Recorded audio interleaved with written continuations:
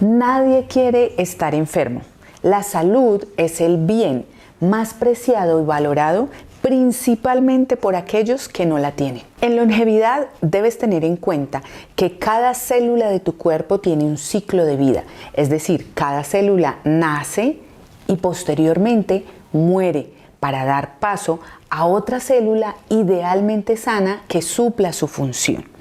De otro lado, debes tener en cuenta que el entorno de la célula, como todo ese tejido de sostén o matriz extracelular, ese es su nombre, se recambia y se renueva cada 90 días. Es decir, indudablemente cada 3 meses tienes en cada parte de tu cuerpo un tejido totalmente renovado. Anteriormente se pensaba que células como las neuronas o células como las del cartílago no podían ser renovadas.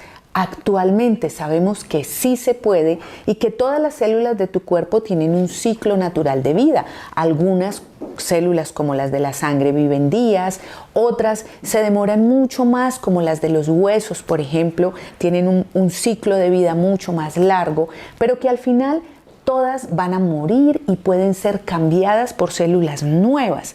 Este principio es muy importante cuando hablamos de longevidad. ¿Quieres vivir sano por mucho tiempo, pero no sabes cómo? Estos 4 factores te van a ayudar. La semana pasada te mencioné esos 4 aspectos básicos que tú puedes trabajar: tu sueño, tu movimiento, tu ejercicio o tu movimiento y el manejo de tus emociones. Aquí te dejo el link si no has visto este video. Hoy voy a darte unas herramientas más profundas para que continúes trabajando en ese aspecto. El primer mecanismo que debemos trabajar se llama autofagia. ¿Qué es eso? La autofagia es un mecanismo que tiene el cuerpo para consumirse, comerse y eliminar todas aquellas sustancias o células o proteínas que se encuentran dañadas, que no están cumpliendo bien con su función y que deben ser erradicadas de nuestro organismo. Ese mecanismo le sirve a tu sistema nervioso para mantenerse reparado, le sirve a nuestro sistema inmunológico para que funcionen esas defensas de manera correcta y adecuada, y a tu ADN para que podamos tener una información en nuestros cromosomas rodando de manera sana. Te estarás preguntando entonces cómo activar esta autofagia. Lo puedes hacer sencillamente a través de estos 7 mecanismos. El primero de ellos es come poco. En alimentación, menos es más. Segundo, realiza un ayuno de al menos 12 horas. Frente a la longevidad es ideal que entre tu cena y tu desayuno des un espacio de al menos 12 horas. Tercero, haz 2 o 3 comidas en el día y evita el uso de los snacks o comidas en los intermedios de estas grandes comidas. Cuarto, la pirámide nutricional ha cambiado. Dale mucho más peso a las grasas sanas como el aguacate, los frutos secos, aceite de oliva, aceite de aguacate, aceite de coco. A continuación siguen las proteínas en un consumo moderado de ellas, y por último están los carbohidratos, donde los ideales son los carbohidratos complejos que se encuentran en los vegetales y que deberías consumir en tus 3 comidas todos los días. Quinto, la ducha fría, un baño frío, una tina helada o sistemas de crioterapia activan la función de la mitocondria y la autofagia. Sexto, el ejercicio. Frente a la autofagia, debes realizar un ejercicio con intervalos donde te vayas a la máxima capacidad, nuevamente te relajes, máxima capacidad, nuevamente te relajes, 30 minutos por día, al menos 5 veces a la semana. Y séptimo, usamos en longevidad ciertos medicamentos que nos ayudan a acelerar esos mecanismos de autofagia. El segundo gran aspecto que vas a trabajar para vivir muchos años con salud es la inflamación. En envejecimiento existe un concepto llamado inflammaging, que es la asociación de inflamación con acelerar los mecanismos de envejecimiento. La inflamación se encuentra casi que en el 100% de las enfermedades y lo peor es que regularmente no se percibe esa inflamación crónica y silenciosa que se puede vivir al interior del organismo. Existen 3 marcadores de inflamación que convencionalmente utilizamos en longevidad. El primero de ellos es la PCR o proteína C reactiva. Para longevidad, este marcador debes tenerlo por debajo de 1 para decir que no hay inflamación interna. El segundo de ellos se llama homocisteína. Es un marcador que debes tener por debajo de 7, en algunos estudios lo admiten hasta 8, y que nos indica inflamación hacia la pared interna de los pequeñitos vasos sanguíneos. El tercer aspecto se llama ferritina y es un examen que nos habla de inflamación, de respuestas inflamatorias, también asociadas a tu sistema inmunológico y de las necesidades de micronutrientes que fortalezcan a las células que hacen antiinflamación. Estas 3 pruebas que te acabo de mencionar las puedes medir en sangre. La inflamación es un proceso que se contagia de célula a célula. Si en este lugar de tu cuerpo, en esta célula hay inflamación, ella muy rápidamente la va a contagiar a todas sus vecinas y termina generando entornos muy amplios en tu organismo con esa pequeña, sutil y mínima inflamación.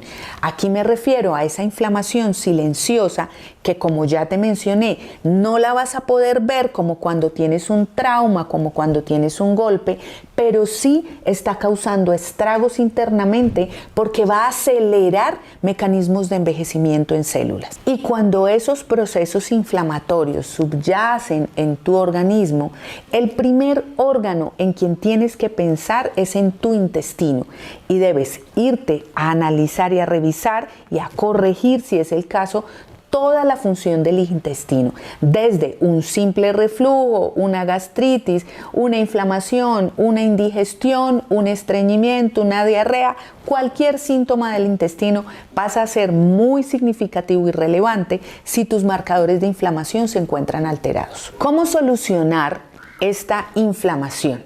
El ideal es que esta recomendación la sigas a partir de este momento. ¿Por qué? Porque es un factor que, vuelvo y te digo, subyace en casi todas las enfermedades y a nivel preventivo te sirve desde ya, independiente de si tienes 35 años o si tienes más de 50 años. El consumo de estas sustancias lo debes incluir en tu alimentación diaria y lo debes suplementar, ya sea en nutracéuticos o en homeopáticos. La cúrcuma, el aloe vera o la sábila, la manzanilla, el consumo del romero, el laurel, el arpagophytum, el té verde, el árnica, el jengibre o el cardo mariano. El tercer aspecto importantísimo frente a la longevidad a controlar se llama el microbioma.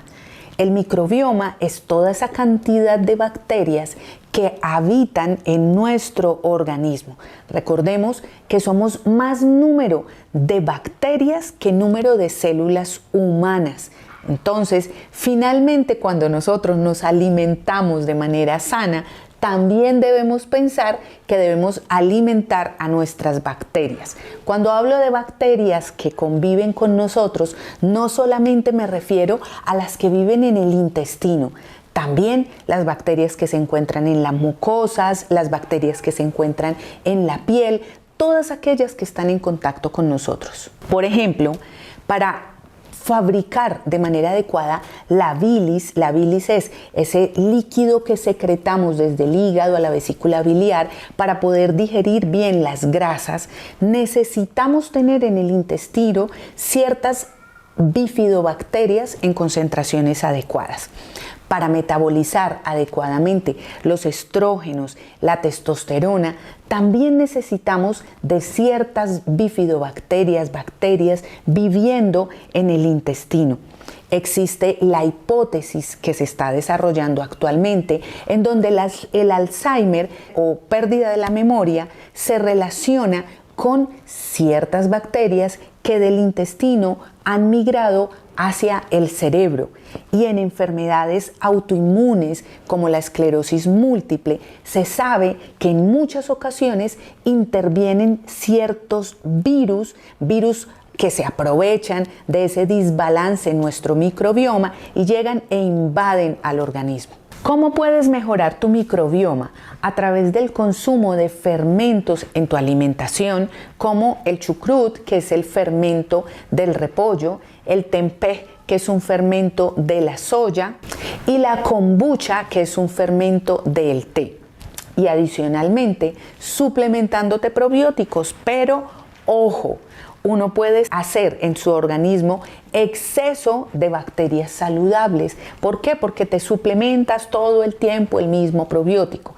En esas suplementaciones es importante estar cambiando los tipos de cepas de los probióticos con los que te estás suplementando. El ideal es que realices una suplementación con probióticos entre 1 y 3 meses y que de ese momento en adelante el alimento para conservar esas microfloras sigan siendo los vegetales en tus 3 comidas del día. Y el cuarto y último aspecto muy importante a cuidar en longevidad es tus proteínas.